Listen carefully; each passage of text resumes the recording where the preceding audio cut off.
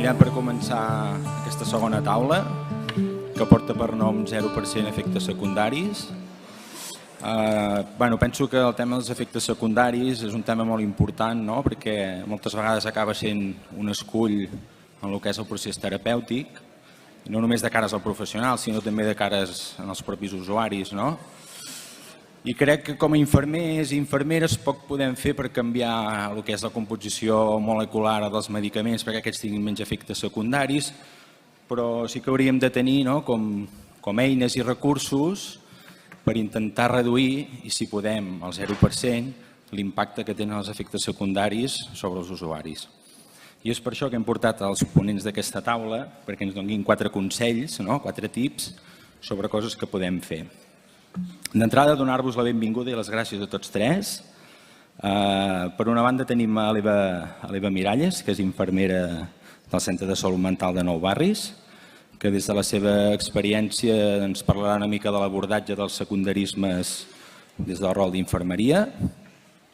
Tenim a la doctora Anna Romaguera, que és metge psiquiatra, és màster en sexologia per la Universitat de Barcelona, treballa al CESMA de Gràcia i també té consulta privada i ens parlarà una mica de les disfuncions sexuals relacionades amb els psicofàrmacs. I ja per acabar, el doctor Jordi Marfà, que és també psiquiatre, és psicoanalista i a part de ser el director del CESMA de Badalona és també el secretari d'Ètica de la Fundació Congrés Català de Salut Mental, que ens donarà una visió més crítica del que són els psicofàrmacs. Si us sembla, doncs, comencem aquesta segona taula. Eva, quan vulguis. Sí.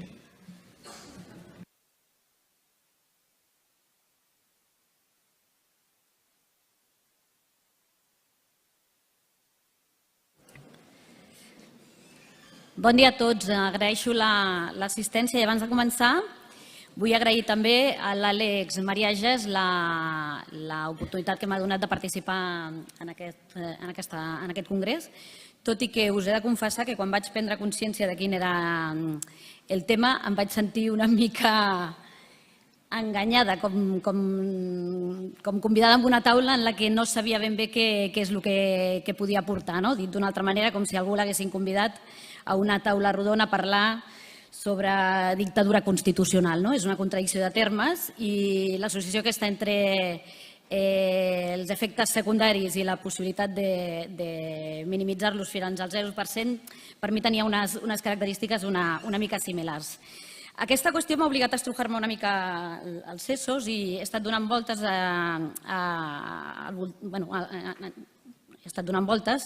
en relació a les tasques que des d'infermeria fem, potser sense donar-nos compte, per tal de tractar de minimitzar aquests efectes iatrogènics que estan associats al tractament de les persones amb trastorn mental sever.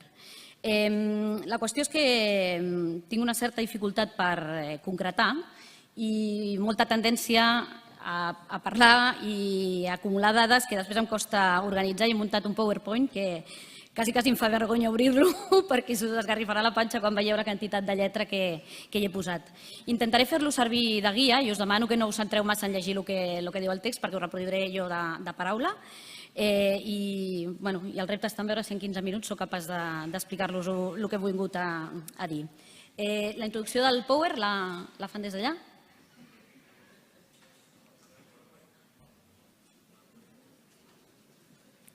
La tinc que passar jo?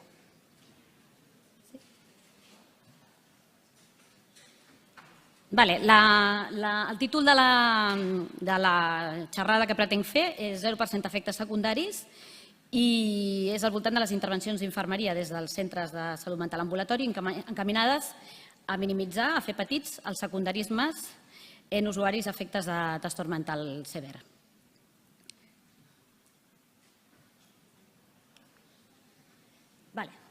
L'abordatge terapèutic dels TMS i el paradigma del model biomèdic és la primera cosa que m'ha semblat important comentar. La infermeria de salut mental ofereix principalment les seves activitats de cura a persones que estan diagnosticades d'un trastorn mental sever i que pateixen emocionalment perquè estan afectades per percepcions, cognicions i conductes que sovint no s'adapten a la norma i que en aquest sentit els obliguen amb ells amb un malestar i també l'originen a l'entorn. Els problemes de salut mental que atenem des dels programes de TMS, ambulatoris, són sobretot psicosis, trastorns depressius majors, trastorns límits de la personalitat i altres trastorns de personalitat greu i amb menor prevalència trastorns d'ansietat, quan són molt limitants, TOCs i altres diagnòstics relacionats amb la baixa funcionalitat. El que ens trobem en la realitat quotidiana és que el primer dels abordatges terapèutics davant d'aquest patiment és l'abordatge farmacològic, que s'encamina a pal·liar els símptomes més disruptius dels trastorns, amb la idea de permetre un estat de consciència que es pressuposa necessari per fer abordatges posteriors de tipus més aviat rehabilitador, ocupacional o insertor. Que el principal abordatge del patiment mental sigui el farmacològic es relaciona amb condicionants diversos que tenen a veure amb el model biomèdic en base al qual treballem, que en el nostre context cultural és el biomèdic, a les pressions de les farmacèutiques que promouen el model biomèdic i fomenten investigacions, la majoria de les vegades quantitatives, sobre les bases genètiques, químiques de les malalties i obliden altre tipus d'estudis, i també en relació a les decisions polítiques que prioritzen els recursos d'una determinada manera, en general afavorint l'assistència secundària i qüestions com el pensionisme, la cobertura per part de la família, en detriment d'iniciatives que serien més capacitadores i més insertores.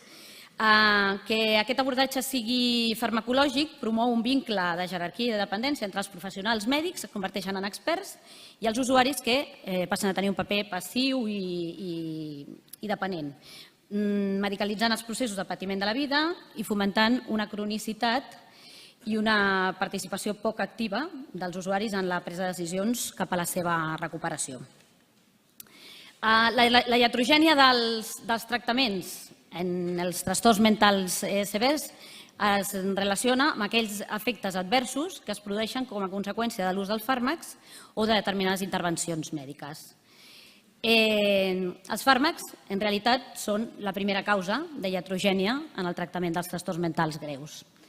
Els secundarismes dels psicofàrmacs no cal que els expliquem massa, són tots aquells efectes diferents a l'efecte terapeuta beneficiós esperat per un medicament que produeixen disconfort i que en alguns casos estan subjectes a efectes d'acomodació, però tenen diferent grau de repercussió sobre la qualitat de vida i el benestar de les persones. La nostra experiència, suposo que la de tots, demostra que alguns d'ells són extremadament persistents, extremadament incòmodes i dificultant el funcionament. Hi ha estudis, diversos, que destaquen la importància dels efectes secundaris dels psicofàrmacs en relació a qüestions com la percepció subjectiva de qualitat de vida i qüestions com l'adherència farmacològica, que ha sigut el tema important per a les administracions per la seva relació amb les recaigudes, les hospitalitzacions, les despeses econòmiques del gasto sanitari, etc. Per nosaltres, en canvi, sembla que tindria més interès parlar de coses com la qualitat de vida, que és aquella percepció subjectiva de benestar respecte a la pròpia posició a la vida, tenint en compte el context sociocultural que es pestany i les pròpies metes i objectius. Aquí, a continuació, hi ha com 4 pàgines sobre efectes secundaris que potser no hauria calgut que les posés en forma de transparència, perquè qualsevol que hagi obert un prospecte de Cheplion intramuscular s'haurà donat compte que té un prospecte amb el qual es podria empaperar el passadís de casa seva.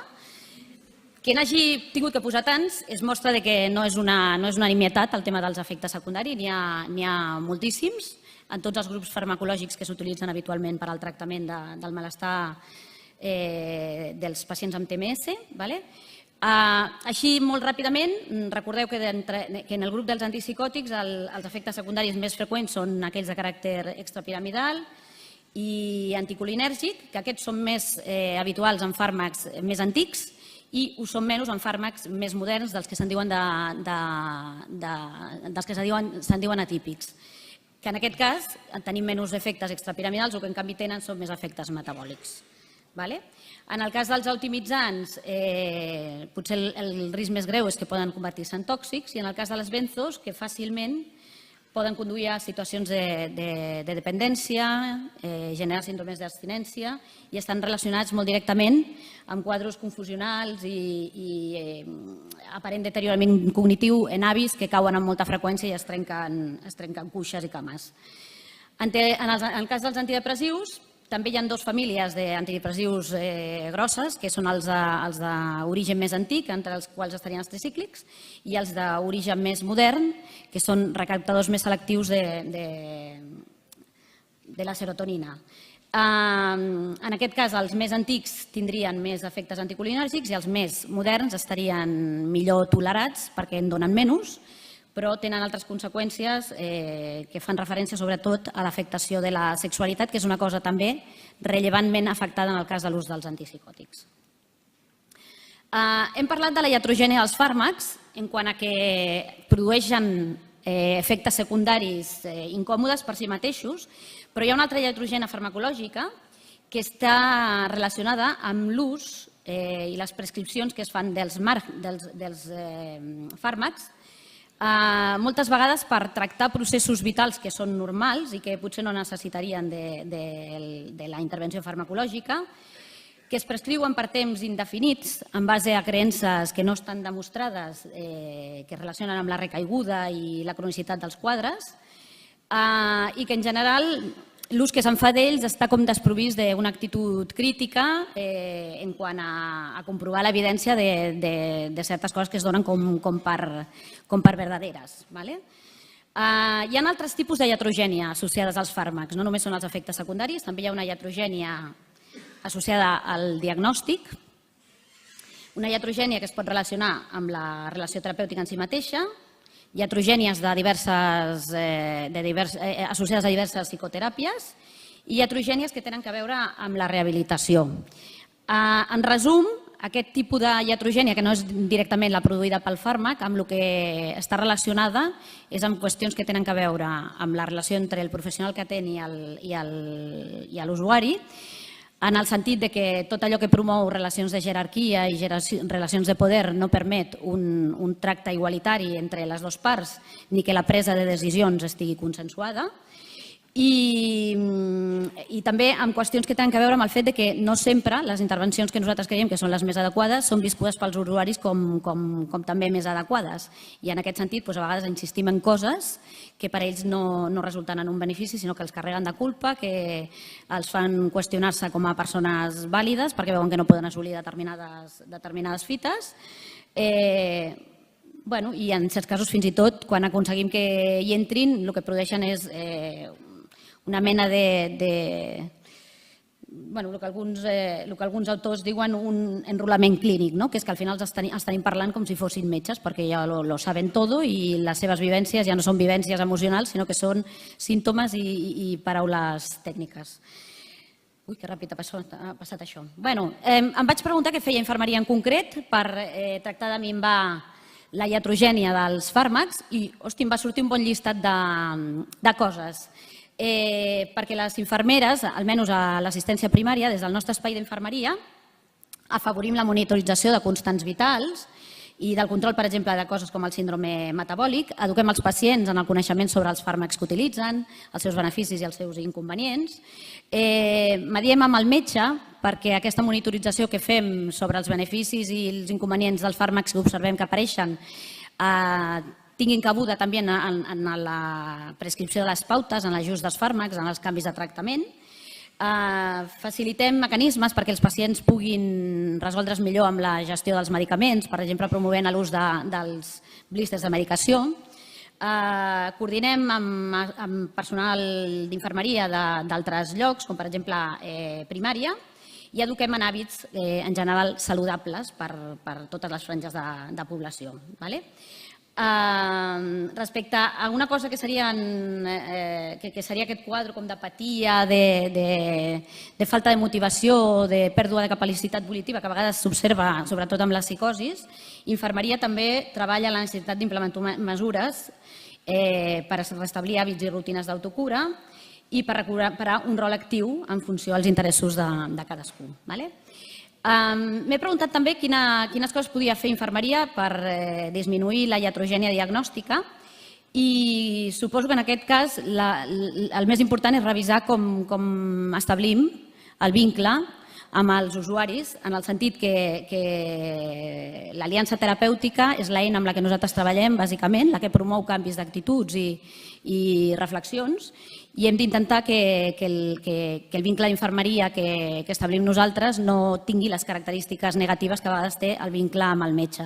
En aquest sentit, jo crec que tenim el privilegi que l'espai d'infermeria és un espai viscut com una cosa més flexible, més adaptada, més lliure d'indicacions normatives i permet que els pacients en el nostre espai a vegades parlin de coses que no parlen en altres llocs i des d'aquí es puguin treballar coses que poden implicar una millora de la sensació de benestar i de la qualitat de vida. Els reptes des del meu punt de vista, que crec que potser és el més interessant. Quan se'm va convidar a participar de la taula, l'Àlex em va fer la suggerència que intentés revisar a veure si aquelles pràctiques d'infermeria que fèiem associada al control de secundarismes farmacològics, sobretot, estaven basades en l'evidència, si les fèiem totes d'una manera similar, si existien protocols. I vaig estar tentada de fer-ho, però a últim terme vaig canviar d'opinió i vaig creure que la meva ponència havia de ser més aviat de tipus reflexiu, que jo no em moc amb comoditat amb els diagnòstics de l'ANANDA, ni amb els NICs, ni amb els NOCs, ni amb els protocols, i que en canvi sí que em semblava interessant reflexionar respecte a la necessitat de fer una autocrítica respecte als nostres coneixements i pràctiques basats en el paradigma assistencial biomèdic, que és el que al final transmetem també als usuaris, a les famílies, a la societat, a través del nostre discurs professional i de les pràctiques que posem en marxa, per exemple, quan fem psicoeducatius. Tot i que les activitats psicoeducatives resulten adequades per determinats tipus d'usuari, crec fermament que cal revisar-ne els continguts per tal d'evitar transmetre coneixements sense evidència i introduir continguts que empoderin a l'usuari per a un diàleg més igualitari amb els professionals que la tenen i una participació més activa en la presa de decisions informades sobre el seu pla de salut. I d'aquesta manera enllaço amb el que les companyes han estat parlant abans. Crec que hem d'iniciar un canvi de xip, tal com ha succeït ja en altres països, cap al model de recuperació enfront del model de rehabilitació que estem aplicant actualment i familiaritzar-nos amb aquells conceptes del model de recuperació en els quals nosaltres podem fer incidència en el sentit que no focalitza la seva atenció en la rehabilitació funcional i el control dels símptomes, sinó que aposta per millorar la qualitat de vida de les persones mitjançant eines que els ajudin a dissenyar un pla propi i personalitat de recuperació i d'autonomia.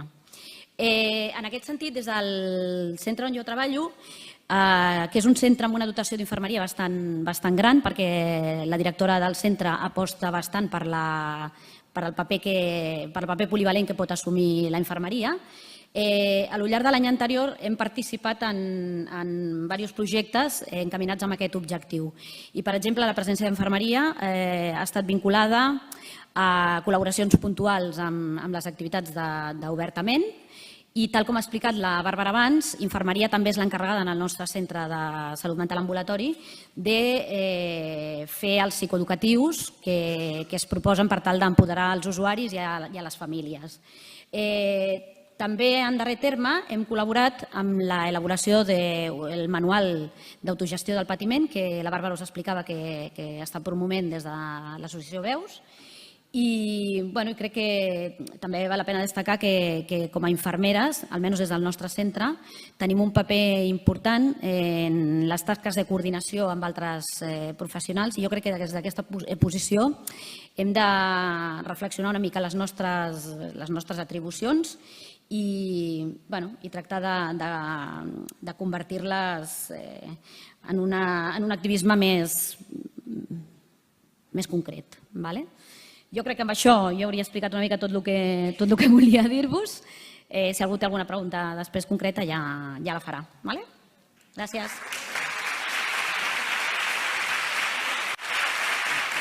Moltes gràcies, Eva. Donem pas ara a la doctora Anna Romaguera. Bé, molt bon dia a tots. Ja pots enxufar la presentació, si us plau? Molt bé. Doncs, em presento, jo soc l'Anna Romaguera, treballo al Centre de Salut Mental i d'Addiccions de Gràcia i voldria agrair moltíssim a l'associació el poder-me donar l'oportunitat de ser avui amb tots vosaltres. Vinc a abordar aquest tema de disfuncions sexuals secundàries a l'ús de psicofàrmacs, tot i que m'extendré una mica més d'aquest tòpic, perquè penso que és molt important, abans de tot, introduir-vos el que és el concepte de sexualitat en els nostres pacients, amb els pacients afectes de trastorns de salut mental. Hem de tenir en compte que moltíssimes vegades la pròpia disfunció sexual pot ser un dels símptomes del trastorn com a tal. Per exemple, en els pacients deprimits ens trobem moltes vegades una baixa libido, o al revés, amb els pacients que són maníacs, moltes vegades un dels símptomes seria la hipersexualitat. També amb els pacients amb trastorn de l'espectre ansiós ens trobem moltes vegades amb disfunció sexual. Pot ser, jo això m'ho trobo moltes vegades a la consulta privada, molts pacients que venen a consultar per disfunció sexual acaben tenint un problema d'ansietat de base realment, o al revés, en pacients amb ansietat ens trobem amb disfuncions sexuals afegides. Tenint molt en compte, i que és el que parlarem més concretament avui, de l'ús de psicofàrmacs que freqüentment produeixen disfunció sexual i que són una causa molt i molt freqüent d'abandonament de tractament. Per això és molt important que abordem aquesta temàtica amb els nostres pacients i també estar molt alerta amb els pacients amb trastorn per ús de substàncies, ja que també un ús crònic de substàncies d'abús ens pot produir disfunció sexual en moltes ocasions i també pot ser que agafem aquests pacients per aquí, que a vegades recordant-los que aquesta disfunció sexual pot ser causa d'aquesta substància d'abús, sigui un motiu per ells per deixar-la. Després tampoc ens hem d'oblidar de tota la sèrie d'estereotips i perjudicis al voltant dels nostres pacients, que moltes vegades els dificulten el tenir una parella sentimental i duradora, i sí recordar que són pacients amb sovint una xarxa social escassa, quan parlem de pacients més cronificats, amb certa manca d'habilitats socials, que a vegades els dificulta el poder entablar una relació. I finalment fer èmfasi en què parlem, sí, es parla avui en dia molt de sexe, però no es parla tant de sexualitat, perquè la sexualitat no seria restringida als òrgans genitals com a tal, no és només el coit, perquè encara vivim en una societat molt falocràtica, va molt més enllà, és l'erotisme, és la sensualitat, són moltíssims àmbits i hem de tenir en compte que la sexualitat ens acompanya des que naixem fins que morim i que és una part fonamental pròpia de la identitat de l'individu i un indicador de qualitat de vida. Aleshores, sí que és veritat que quan parlem de les disfuncions sexuals, aquestes poden tenir diferents causes. Sí que poden ser disfuncions sexuals ja de causa orgànica, biològica, de causa psicògena i sovint són de causa mixta. Diríem que serien un 30-30-30, més o menys, perquè sí que és veritat que moltes de les que poden començar tenint un origen orgànic s'acaben perpetuant per causes més psicològiques. Però avui el tema que ensenyim parlarem més de la part biològica i en quant a la part biològica tenir en compte que pot afectar la funció sexual tot l'estat general de l'individu, per tant malalties més sistèmiques podran afectar la funció sexual i també aquelles malalties que afecten més els òrgans genitals, el sistema vascular, el sistema endocrino i sobretot el sistema nerviós perifèric i central, que és amb el que ens centrarem més avui, respecte a factors que influeixin a la resposta sexual. A nivell de neurotransmissors tindríem com neurotransmissors activadors de la funció sexual dopamina, noradrenalina, histamina i acetilcolina i com a inhibidors la serotonina i el sistema GABA. abans de parlar-vos de com es classifiquen les disfuncions sexuals breument, us he de parlar de quines són les fases de resposta sexual. Aquests són els dos models que tenim lineals, més antics, però les classificacions es basen encara en aquests models. Tindríem el model de Masters i Johnson dels anys 60, en el que tenim la fase d'excitació, de meseta, d'orgasme i de resolució, que això sí que és cert que sembla més vàlid pels homes. En canvi, en dones podem trobar també altres models, com que poden haver diversos orgasmes sense arribar a haver-hi una resolució, a vegades amb diferents disfuncions sexuals que no arribem a assolir alguna d'aquestes fases. I Helen Kaplan l'any 79 va afegir-nos la fase de desig, perquè sense desig difícilment tot el de més succeirà. Aleshores, el que us comentava, sí que hi ha les disfuncions sexuals que es deuen a malalties orgàniques o bé a l'ús de fàrmacs o de substàncies, però la resta, les que són d'origen psicològic, psiquiàtric, sí que les classificaríem amb el DSM, que ens hem de recordar. Jo sempre dic que la sexologia és la germana oblidada de la psiquiatria, que ningú se'n recorda gaire d'això. Aleshores tindríem trastorns que afectarien a la fase de desig i d'excitació, trastorns que afectarien a la fase d'orgasme i trastorns que afectarien a la part de la resolució. I què passa amb infermeria i salut mental? Preguntant molt sobre aquest tema, em vaig estar revisant diferents articles, però abans d'explicar-vos els resultats m'agradaria amb vosaltres fer un petit qüestionari. M'agradaria que aixequéssiu la mà tots aquells que penseu que és important preguntar per la vida sexual als vostres pacients. Molt bé, estem tots bastant d'acord. I ara m'agradaria que aixequéssiu la mà aquells que ho pregunten regularment quan feu entrevistes amb els pacients. Molt bé, doncs més o menys la meitat. Això és el que passa habitualment, també en estudis que s'han fet amb psiquiatres, vull dir que no canvia gaire la cosa. Doncs hi ha un grup australià, Chris Quinn o Quinn, no sé massa, que s'han dedicat a explorar bastant aquest tema. I el que diuen és això, que per infermeria i salut mental els sembla que és molt important abordar-ho, però que no ho acaben d'abordar. Per què? Doncs per vergonya, per manca de temps, perquè pensen a vegades que no és el professional que ha d'abordar aquest tema, per manca de coneixement, de formació, sobretot. I com s'ha de preguntar això realment? Doncs com el més fàcil és fer-ho amb una pregunta oberta, no? Què tal va la teva vida sexual? Jo ho pregunto, per exemple, quan parlo de la son i del tema de la gana, no? Després pregunto, què tal va la teva vida sexual? I el pacient habitualment ho rep molt bé.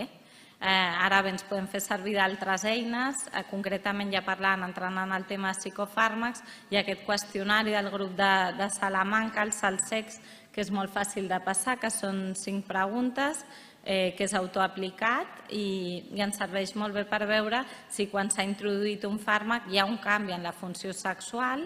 I l'última pregunta que em sembla molt interessant és com ha afectat aquest canvi en la funció sexual, si és que n'hi ha hagut, perquè hi ha pacients que no els importa això. O sigui, també no a tothom li importa 100% la vida sexual. Hi ha pacients que li donen més importància i hi ha que no tanta. Aleshores, aquest és un qüestionari gratuït que us podeu descarregar a la web sexualidadesaludmental.com i està en diferents idiomes validat.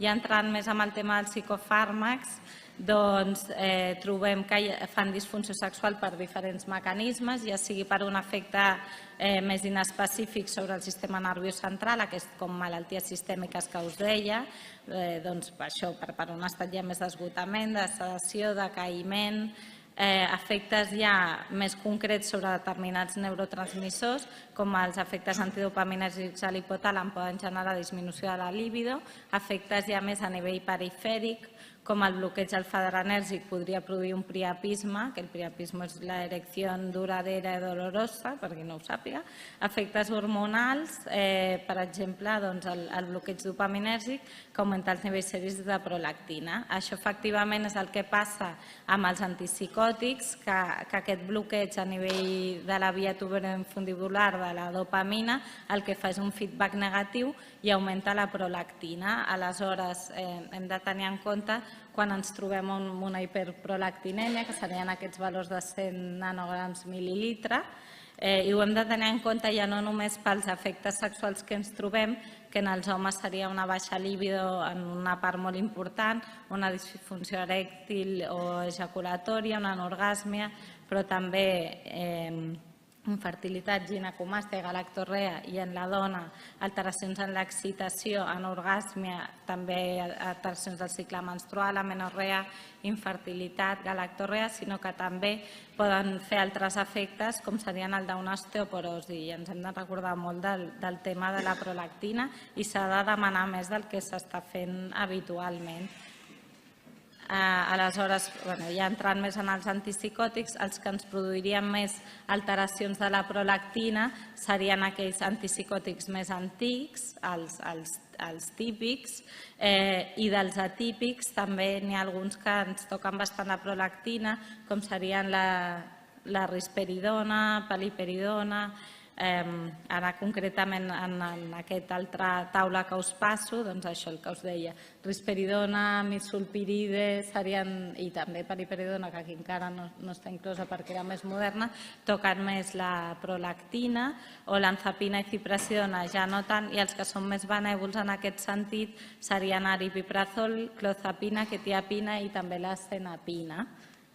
Aleshores, què hem de fer? Quan un pacient ens verbalitza una disfunció sexual que pot ser secundària a un antipsicòtic,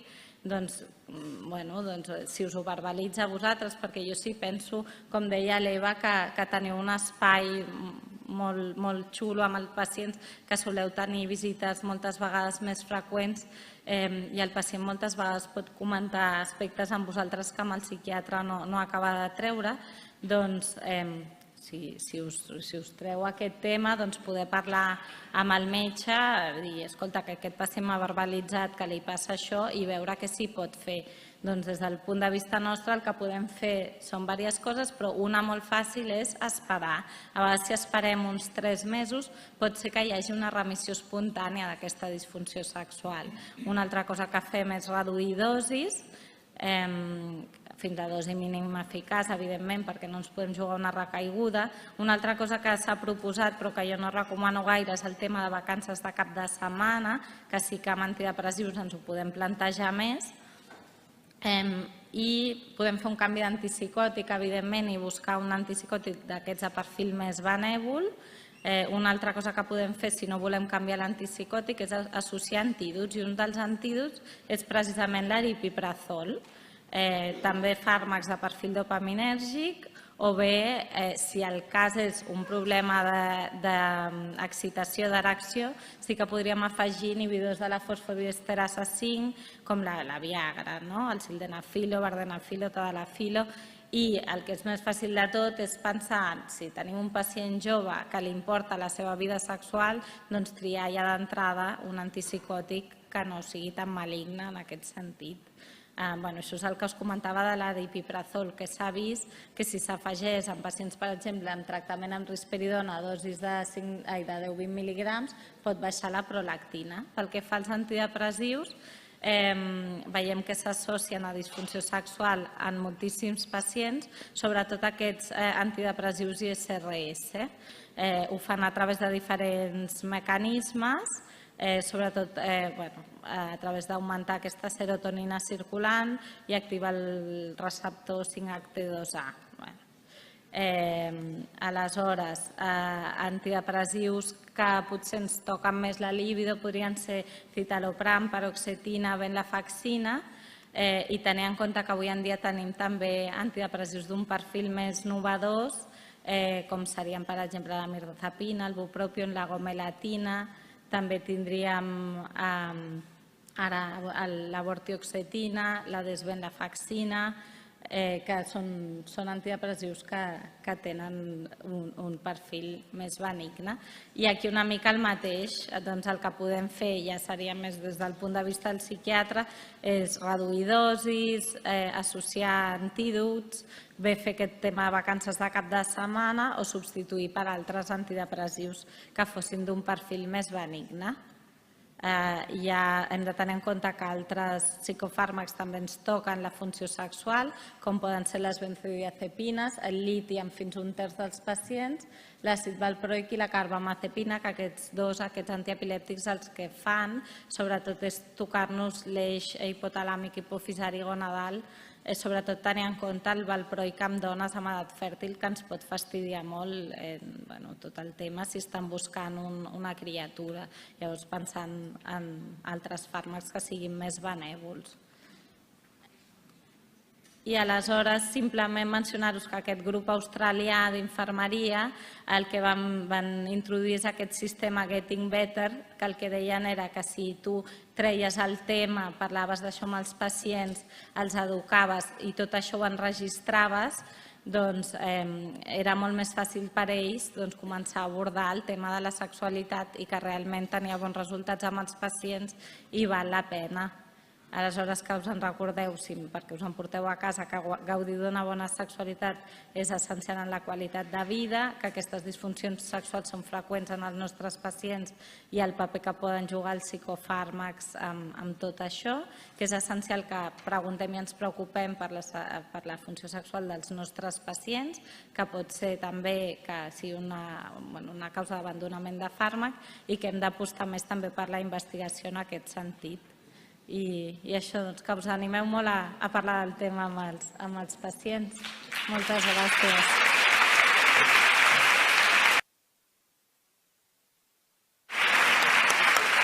Moltes gràcies, Anna. Donem pas al doctor Jordi Marfà.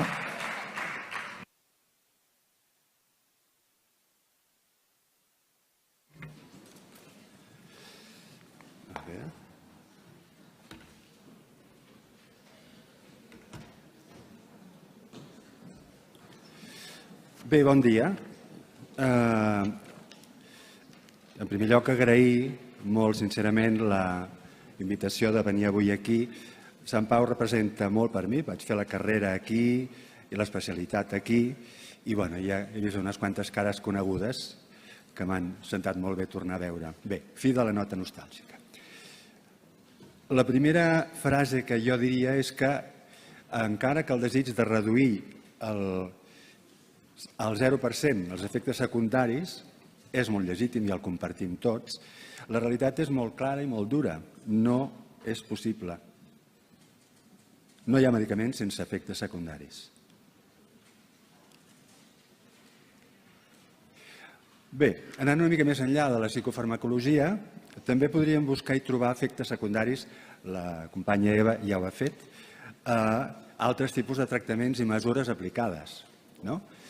Els produïts per als psicofàrmacs s'han descrit molt i molt acuradament.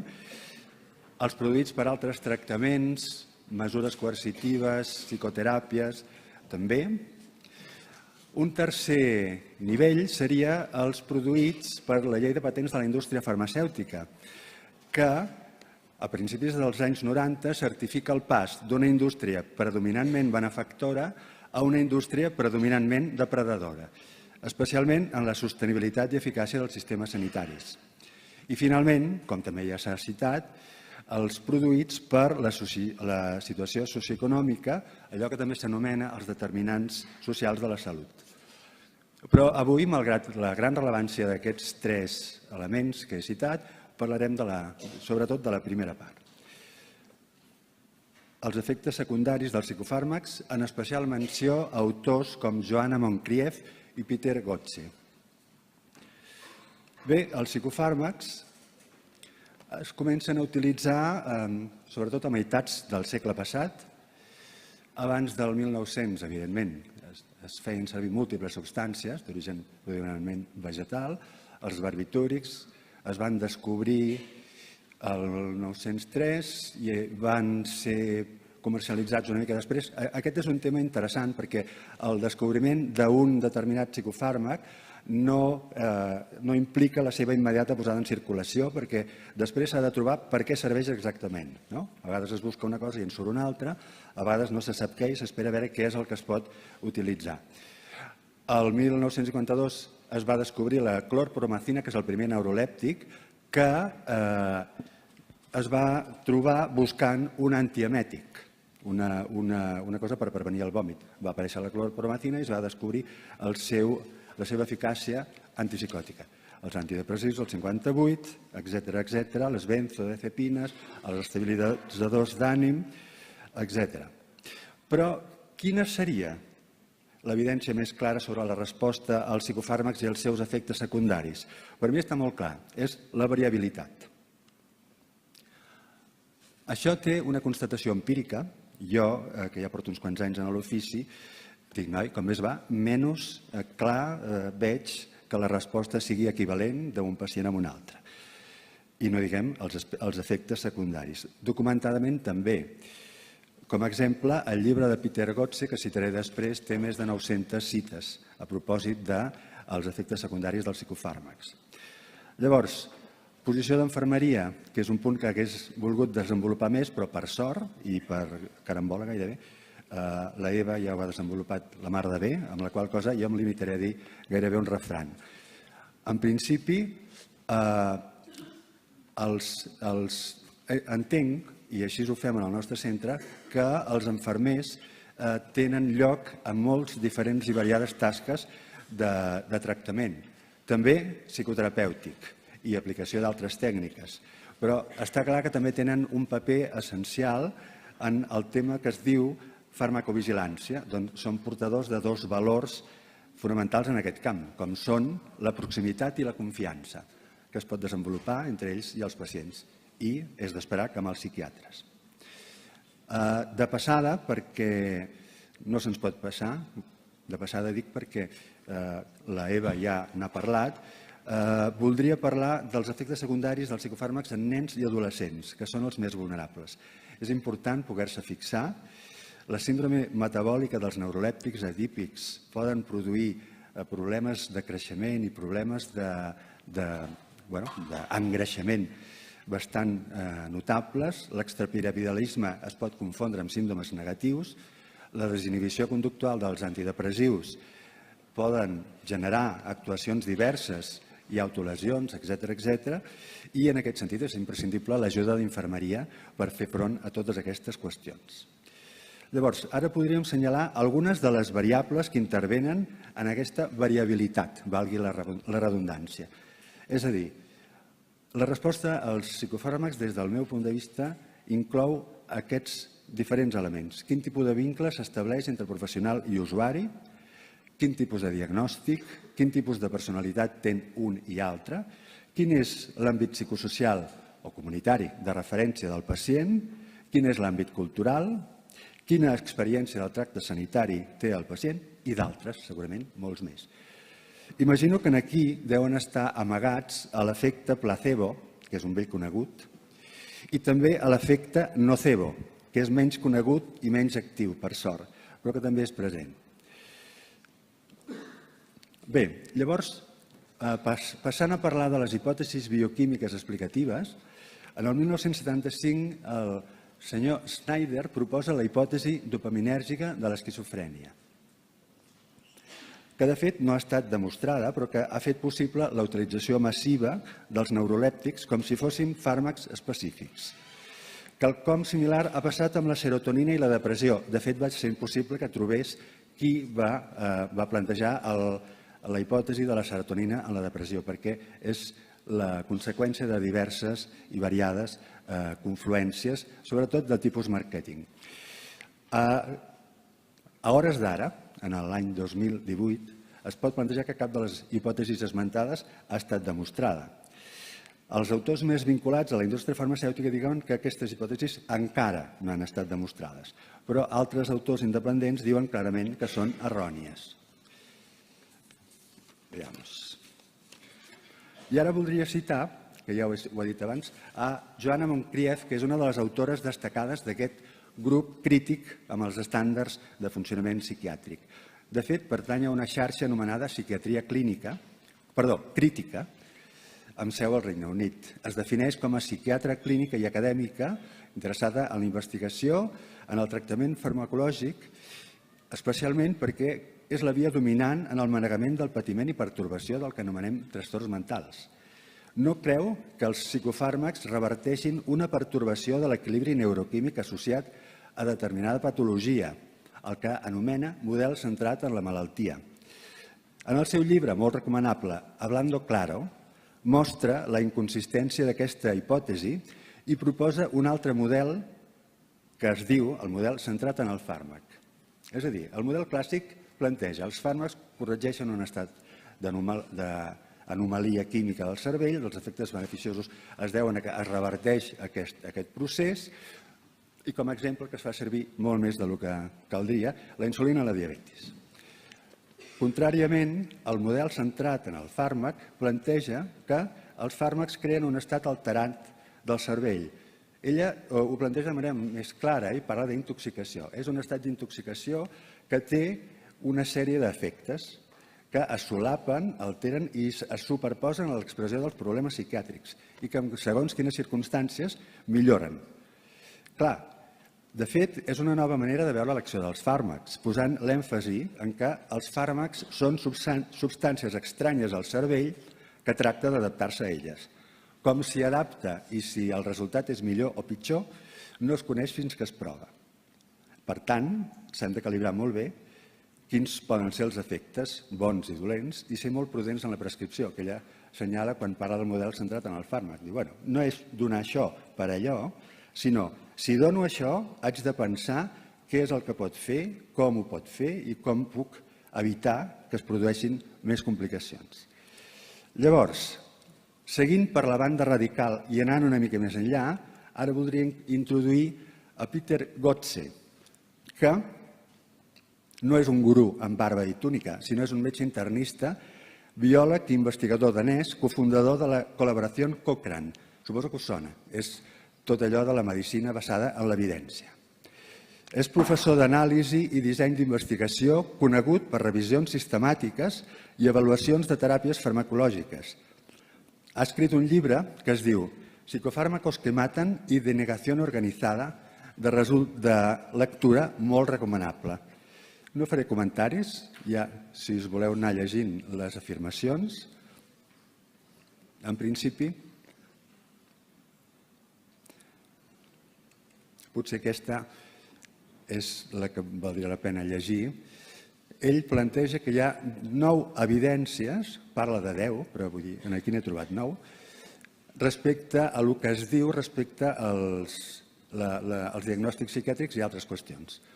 Es diu que són fiables, evidentment no són fiables, es redueix l'estigmatització, la utilització dels fàrmacs reflexa el nombre de persones amb trastorns mentals. Això tampoc és cert.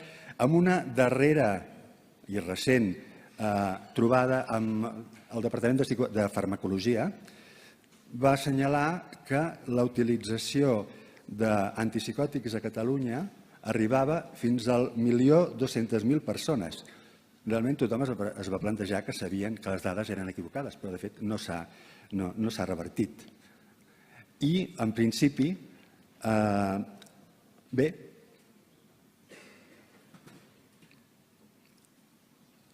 no sé si val la pena comentar-ho, ens hi podríem estar molta estona, però jo prefereixo que us quedeu amb la idea i si voleu entrar-vos en una mica més de totes aquestes qüestions, que ja dic, no són afirmacions llançades així a la brava, sinó són qüestions que estan plenament plantejades des de la perspectiva, almenys, del que és la investigació. Llavors, per sortir una mica de tot aquest estat de coses, vull parlar de 2 qüestions. Una és la gestió col·laborativa del medicament, que és una... Bé, per començar diré que és una investigació en la qual formem part el nostre centre de salut mental i algun altre centre, no sé si el de l'EVA també, en el que... 9 barris? Doncs també formeu part d'aquesta investigació, en la que es tracta de poder estudiar i plantejar l'edició d'una guia col·laborativa que permeti ajudar a que els tres grans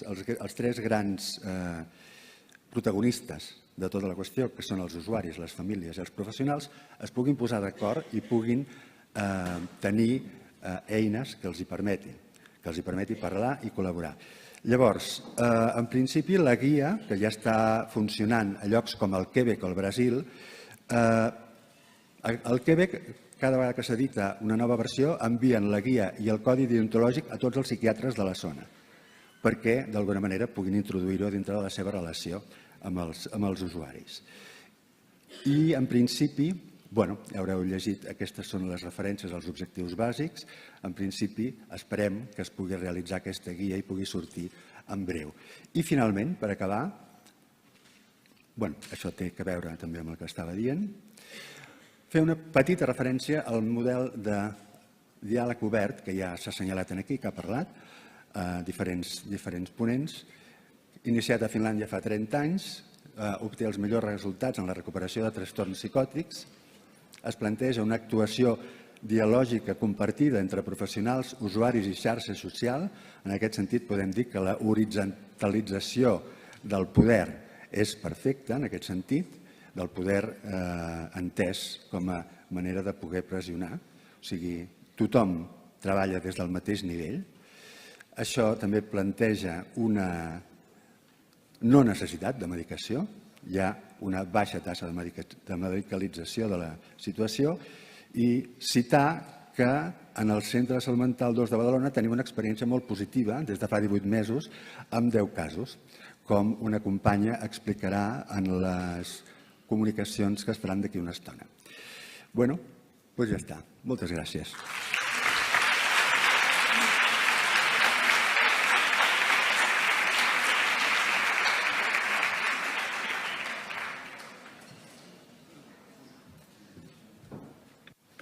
Moltes gràcies, Jordi. Em sembla que anem molt justos de temps, però si algú vol fer una pregunta.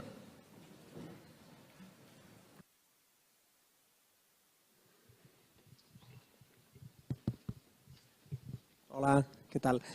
Gràcies al comitè organitzador pel Congrés. La veritat és que m'està encantant. Gràcies a vosaltres, als ponents. M'han agradat molt les 3 intervencions. I la reflexió és per la Eva, però volia comentar del Jordi que t'agraeixo que hagis començat amb el reconeixement d'aquest rol psicoterapèutic dels infermers, que estem no en lo psicoeducatiu ni en lo d'acompanyament, sinó en lo psicoterapèutic. I el que et volia comentar, Eva, era que tu has deixat molt clar que el paradigma biomèdic hegemònic i les cures infermeres que es donen sota aquest paradigma són cures que a nivell assistencial no tenen gaire impacte, per dir-ho d'alguna manera positiu. I crec que això hem de reflexionar-hi també a nivell de recerca, perquè crec que a infermeria també estem fent molta recerca en salut mental, però recerca que és com secundària al paradigma biomèdic hegemònic, no? I clar, quina recerca és aquesta? És una recerca infermera realment? I això té implicacions també per la docència i també implicacions des de les direccions d'infermeria, perquè crec que les infermeres estem lluitant molt contra aquest paradigma, però des de les direccions d'infermeria moltes vegades això no s'afavoreix.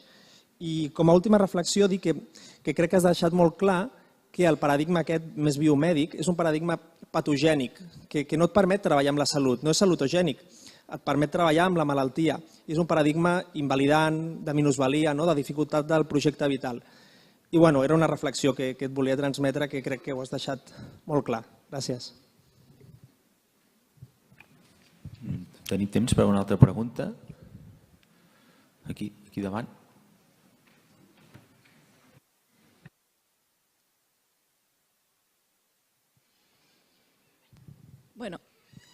¿Se me oye? Sí. Que me ha gustado mucho, el tema de migración es muy importante para nosotros, yo como primera persona, y me gustaría añadir una cosa que no se ha dicho, pero que es importante decirla, que recuperación no es la ausencia de síntomas. No pasa nada por tener de vez en cuando una crisis. Yo me doy perfecta cuenta que yo no soy la única que a veces va en el metro mirando un punto fijo, que va contando, que va buscando, alguna forma de llevar a cabo ese ataque de ansiedad que te da.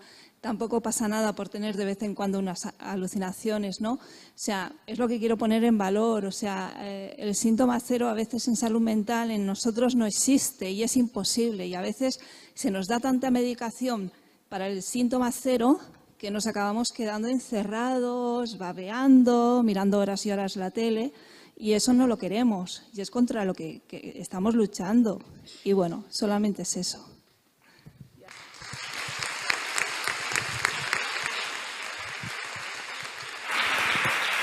Bé, doncs, gràcies a tots, gràcies als nostres ponents, donem per tancada aquesta taula i ara començaran les comunicacions orals.